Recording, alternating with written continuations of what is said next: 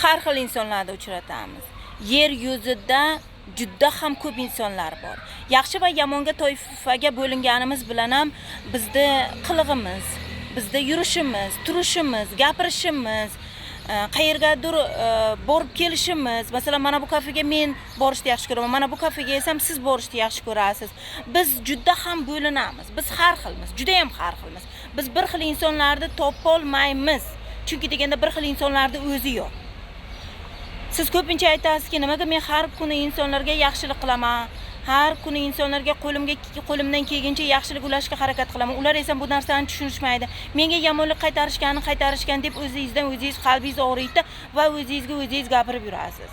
Nega men endi insonlarga boshiga g'am tushganda birinchi bo'lib chopib boraman, ularga qo'limdan kelguncha pul beraman, yordam qilaman. Nega endi menga kerak bo'lgan payt ular meni yonimga kelishmaydi ham va yordam berishmaydi degan gaplarni ham gapirasiz.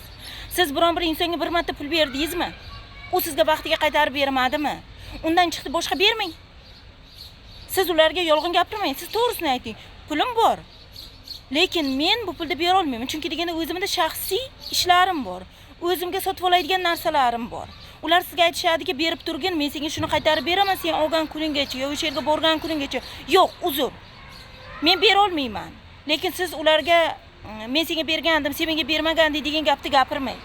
Siz ularga beryapsiz qarzga. Keyin o'sha qarzingizni so'ragan paytingiz yana siz yomon ham bo'lib qolasiz. Sizga qanaqadir qovoq tumshuq qilib, asab qilib sizni pulingizni berishadi. Yoki shunday bo'lganki, hattoki pulni kelib sochib ketishgan insonlarni ham ko'rganman-da, rahmatli joyiga. Siz bir insonga bir marta yaxshilik qildingiz, ikki marta yaxshilik qildingiz. U inson yaxshilikni tushunmayaptimi? Qilmang yaxshilik. O'zingizni qadringizni biling.